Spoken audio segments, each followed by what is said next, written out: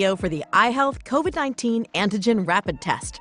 Let's learn how you can complete the test all by yourself and read your results in just a few minutes. For starters, thoroughly wash your hands with soap and water. We also need a clean, flat testing area. Take a moment to disinfect some counter or tabletop space. Once it's dry, lay out the following items from your kit, but don't remove them from their individual packaging just yet. In the box is a swab, a test card, a test tube.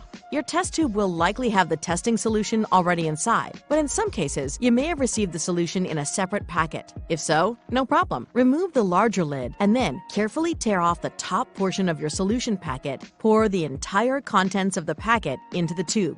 Careful not to spill. Now, put the lid back on the tube and you're ready to go. Tear the foil packaging off your test card and lay the card upright so that it's ready to receive your test solution once you've taken a sample. Open the handle end of the swab package and pull out the swab. Be sure not to touch the swab end with your fingers or bring the swab into contact with any potentially germy surfaces. Which brings us to the fun part we know you've been looking forward to.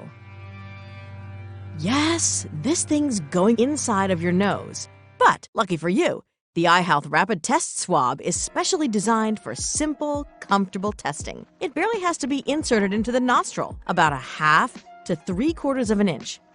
Easy. In a circular motion, swab as if you were cleaning the inside of your nose. Note that this is not a matter of simply twisting the swab in place. When you've finished, swab your other nostril the same way. You think you got it bad?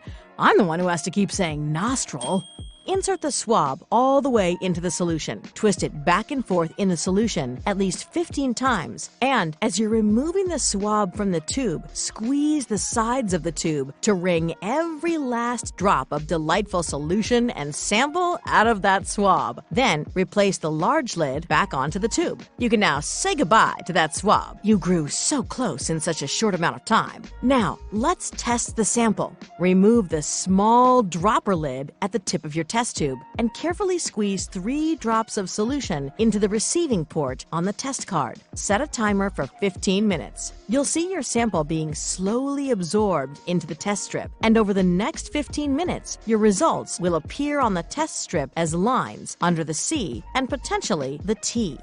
After 15 minutes, you can officially read the results of your test. But be aware, you only have another 15 minutes to read them before the results are officially considered invalid. It's a good idea to set another timer. Let's read your results. The C line is the control line. A line should always appear under the C. This tells you that the sample has been absorbed into the strip and that the test card is valid.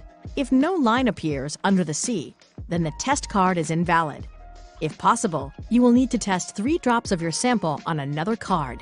The T line is the test line. A line will only appear under the T if you have tested positive for the virus. If there is no line under the T, then the test did not detect any virus in your sample. Nice! Be aware that depending on certain factors, such as how long the virus has been in your system, the line under the T may be very faint. Regardless of how light or dark, any line at all under the T means that you have tested positive for the virus. If you're unsure, you may wish to use a magnifying glass or hold the test card under a bright light for closer inspection. And that's it. If you tested positive, don't panic. Seek advice from a medical professional on your next steps. You can also go to cdc.gov for more information about how best to keep yourself and others safe. If your test is negative, be safe.